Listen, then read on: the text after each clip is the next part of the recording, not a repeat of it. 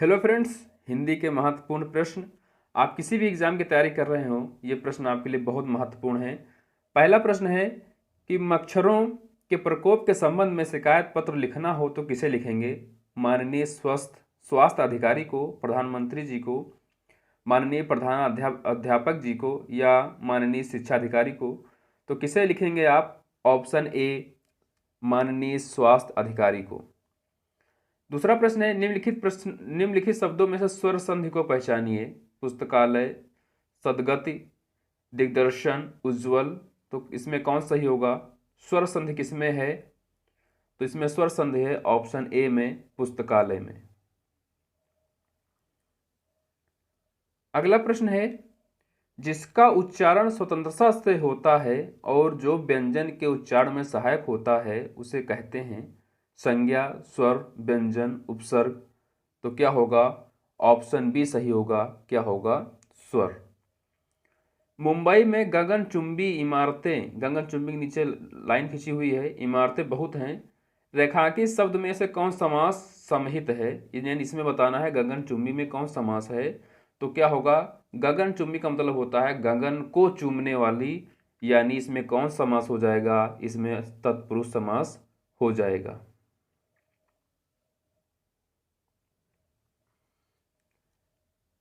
अगला प्रश्न है, ई, बड़ी ई, चा, छा, जा, झा, अइया आदि का उच्चारण किससे होता है? कंठ से, मूर्धन्य से, तालव्य से, होंठ से। तो आपने पढ़ा होगा इच यशानाम तालव्यः, तो इनका उच्चारण किससे होगा? तालव्य से होगा। हमें अपशब्द नहीं बोलना चाहिए। व्याकरण की दृष्टि से रेखांकित शब्द क्या है? विशेषण, संज्ञा, उपसर्ग, अव्यय। तो क्या है? अपशब्द क्या है? ऑप्शन सी, उपसर्ग है। नेक्स्ट है, एक से अधिक वर्णों के मेल को कहते हैं अक्षर, स्वर, व्यंजन, अनुस्वार। तो क्या कहते हैं? ऑप्शन ए, अक्षर। अफसोस में, अफसोस में नहीं जा सकता। रेखांकित शब्द का अव्यय का प्रकार बताइए, कौन सा है? संबोधन सूचक है, शोक सूचक है, आश्चर्य सूचक है, या हर्ष सूचक है? तो क्या होगा? ऑप्शन बी, अफसोस किसमें प्रयुक्त होता है? शोक में। तो ऑप्शन बी इसका सही हो जाएगा। नेक्स्ट प्रश्न, निम्नलिखित शब्दों में से तत्सम शब्द को पहचानिए। कोयल, कुकुर, लाख, भीतर। तो इसमें तत्सम क्या है? ऑप्शन बी, कुकुर। निम्नलिखित विशेषणों में से संज्ञा को पहचानना इसमें आसमानी, नियमित, पाश्चात्य, अनुशासन। तो कौन सही हो जाएगा? ऑप्शन डी, अनुशासन। निम्नलिखित शब्दों में से तद्भव शब्द को पहचानिए। आलस्य, कुष्ठ, अंधकार, उल्लास। तो कौन सही होगा? ऑप्शन ए, आलस्य। आप आपकी सब राह देख रहे हैं। रेखांकित शब्द कौन सा सर्वनाम है? यानी आप कौन सा सर्वनाम है? प्रश्नवाचक, संबंधवाचक, निश्चयवाचक, निजवाचक। तो आप क्या होता है? निजवाचक होता है। तो क्या हो जाएगा? ऑप्शन डी सही हो जाएगा। अगला प्रश्न है, निम्नलिखित शब्दों में से अर्ध तत्सम को पहचानिए। रात्रि, दई, बच्चा, कान। तो कौन सही होगा? अर्ध तत्सम क्या होता है? ऑप्शन बी, दई। निम्नलिखित शब्दों में से विशेषण को पहचानिए। मजहब, नैतिक, पीड़ा, अज्ञान। तो कौन सा सही होगा? विशेषण क्या है? नैतिक। ऑप्शन बी सही हो जाएगा। अगला प्रश्न है, निम्नलिखित शब्दों में से विदेशी शब्द पहचानिए। ग्लास, अचल, आश्चर्य, छाता। तो कौन सा सही हो जाएगा? Option A, glass. उसे धीरे धीरे लिखने की आदत है। रेखांकित शब्द क्या है? क्रिया विशेषण, क्रिया, सर्वनाम, संज्ञा। तो क्या है? ऑप्शन ए, क्रिया विशेषण। वह पढ़ता है लेकिन बात भी बहुत करता है। व्याकरण दृष्टि से रेखांकित शब्द को बताइए। लेकिन क्या है ये? क्रिया विशेषण है, अव्यय है, सर्वनाम है, संज्ञा है। तो कौन सा हो जाएगा? ऑप्शन बी, लेकिन क्या है? अव्यय है। युग्म शब्द की कौन सी जोड़ी सही है? न्याय, अन्याय, धारा, पृथ्वी, अचल, अचला, मान, अपमान। तो कौन सही है? ऑप्शन सी, अचल और अचला दोनों का मतलब एक ही होता है। अगला प्रश्न है, रविवार है वह घर पर ही होगा। रेखांकित शब्द पहचानिए। यानी ही क्या है? सर्वनाम है, प्रत्यय है, निपात है, उपसर्ग है। तो क्या है? ऑप्शन सी सही हो जाएगा, निपात। दूसरों की बातों में दखल देना के लिए एक शब्द क्या होगा? हस्तक्षेप, आक्षेप, दूरदर्शी, उपकारी। तो ऑप्शन ए सही हो जाएगा, हस्तक्षेप। अगला प्रश्न है, आकाश में चंद्रमा चमक रहा है। रेखांकित शब्द का पर्यायवाची नहीं है। व्योम, गगन, रसाल, नभ। तो कौन सा नहीं है? ऑप्शन सी, रसाल नहीं होता है। व्योम, गगन, नभ ये सब आकाश के पर्यायवाची हैं।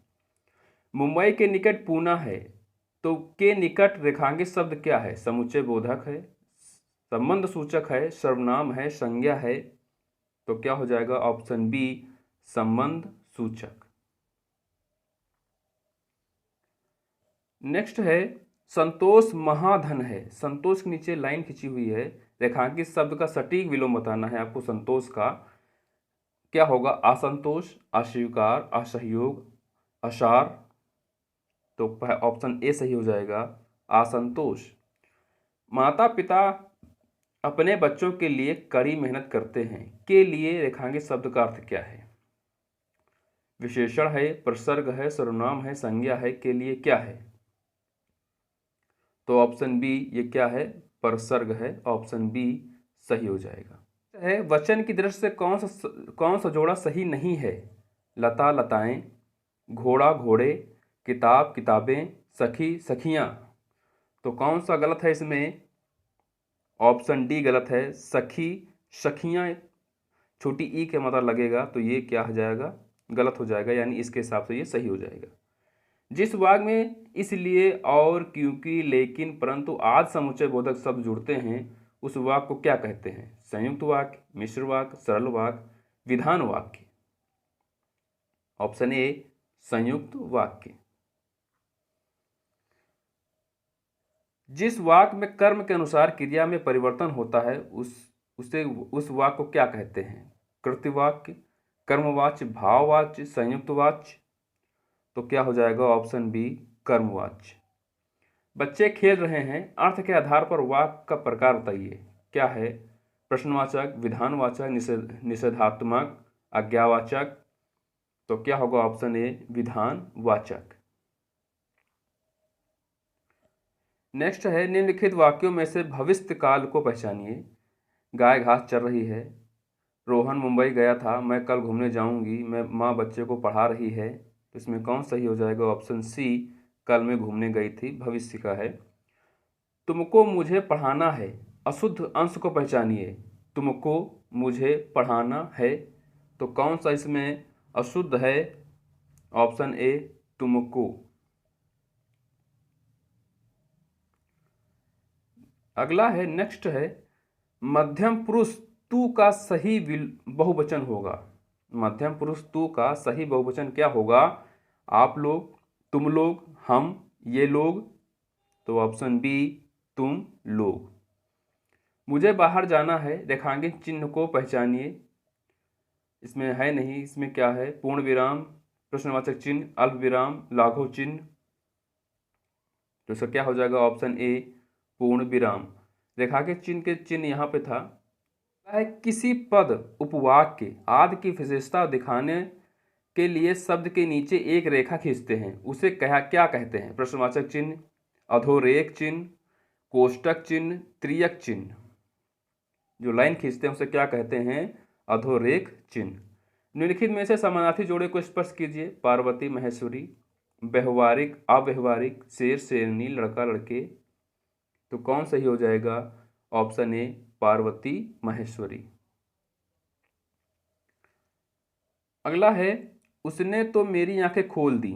रेखांकित मुहावरे का अर्थ बताना है। क्या है? भ्रम को दूर करना, किसी बात पर ध्यान न देना, स्वागत के लिए राह देखना, अंधकार दूर करना। तो कौन सही होगा? 34 का कौन सा सही हो जाएगा? 34 का भ्रम को दूर करना। पूर्वी हिंदी क्षेत्र में कौन सी बोली नहीं बोली जाती है? अवधी, छत्तीसगढ़ी, जयपुरी, बघेली। तो इसमें कौन सी नहीं बोली जाती है? ऑप्शन सी जयपुरी, अवधी, बघेली, छत्तीसगढ़ी, 3 भाषाएं बोली जाती हैं। आग लगने पर कुआं खोदना लोकांकित का सही अर्थ क्या होगा? जल्दी से कार्य करना, संकट के समय बचाव के लिए सोचना, मुसीबत आने से घबरा जाना, कुआं खोदकर पुण्य करना। तो क्या होगा? संकट के समय बचाव के लिए सोचना, ऑप्शन बी सही हो जाएगा। हिंदी भाषी राज्य के अंतर्गत कौन सा राज्य नहीं है, यानी किस राज्य में हिंदी भाषा नहीं बोली जाती है? उत्तर प्रदेश, बिहार, झारखंड, महाराष्ट्र। तो ऑप्शन डी सही होगा, महाराष्ट्र। उत्तर प्रदेश, बिहार, झारखंड में हिंदी बोली जाती है। नेक्स्ट है, पृथ्वी, ग्रहों, तारों आदि का स्थान वाक्यांश के लिए उचित शब्द क्या होगा? समंदर, अंतरिक्ष, धरती, विश्व। ऑप्शन बी सही होगा, अंतरिक्ष। रामचरितमानस के रचयिता कौन है? बहुत सिंपल सा क्वेश्चन है, तो ऑप्शन ए गोस्वामी तुलसीदास। अंग्रेजी का हिंदी अनुवाद लिखिए। अंग्रेजी का हिंदी अनुवाद आपको बताना है, क्या होगा? Disaster to environment is the biggest problem का हिंदी क्या होगी, ये आपको बताना है। प्रदूषण से बचना चाहिए, पर्यावरण को हानि पहुंचाना आज की बड़ी समस्या है, ध्वनि प्रदूषण हमारी समस्या है, प्रदूषक एक समस्या है। तो क्या होगा? ऑप्शन बी सही होगा, पर्यावरण को हानि पहुंचाना आज की बड़ी समस्या बन गई है। बाकी पैराग्राफ है आपका, एक क्वेश्चन और है। शिक्षा मनुष्य जीवन की नींव है, सही अनुवाद का क्या होगा? यानी शिक्षा मनुष्य जीवन की नींव है, इसका इंग्लिश में अनुवाद क्या होगा? Education is necessary for all, education is the foundation of our life, education lead the better nation, primary education must be free for all. तो इसका इंग्लिश में क्या बनेगा? Option B, education is the foundation of our life. Next paragraph है, paragraph के question है, ये भी कर लेते हैं। हिंदी साहित्य के इतिहास को कितने भागों में बांटा गया है? आप सामने देख रहे हैं 4 भागों में बांटा गया है, तो ऑप्शन क्या हो इसमें सही हो जाएगा? ऑप्शन बी सही हो जाएगा, 4 भागों में। प्रश्न है, सूरदास जी कौन से काल के संत कवि हैं? भक्ति काल, आदिकाल, आधुनिक काल, रीत काल। तो किसके हैं? ऑप्शन ए भक्ति काल की। जयद्रथ वध किसकी रचना है? जयशंकर प्रसाद की, सूर्यकांत त्रिपाठी निराला की, मैथिली शरण गुप्त की या महादेवी वर्मा की? तो ऑप्शन सी मैथिली शरण गुप्त की। नेक्स्ट है, निम्नलिखित रचनाओं में से कौन सी रचना सूरदास जी की नहीं है? रामायणी, सूरसारावली, सूरसागर, साहित्य लहरी। तो कौन सा होगा? ऑप्शन ए रामायणी इसकी नहीं है। निम्नलिखित में से छायावादी रचनाकार कौन से हैं? नागार्जुन, मुक्तिबोध, सुमित्रानंदन पंत, त्रिलोचन शास्त्री। तो कौन सा होगा? Option C Sumitranandan Pant. सूरदास के पदों में कौन सा रस नहीं पाया जाता है? श्रृंगार रस, वात्सल रस, शांत रस, भयानक रस। तो कौन सा ऑप्शन सही होगा? ऑप्शन डी भयानक रस इसमें नहीं पाया जाता है। हिंदी साहित्य को कितने काल खंडों में विभक्त किया गया है? 2, 4, 5, 3। तो कितने में? ऑप्शन बी 4 खंडों में विभक्त कर गया है, आप पहले भी देख चुके हैं। अंतिम प्रश्न है, आधे अधूरे किस विधा की रचना है? कविता, कहानी, नाटक, उपन्यास। तो ऑप्शन सी नाटक। आपको ये वीडियो कैसा लगा हमें कमेंट में जरूर बताइएगा। अगर आप चैनल पर नए हैं तो चैनल को सब्सक्राइब कर लीजिए। धन्यवाद।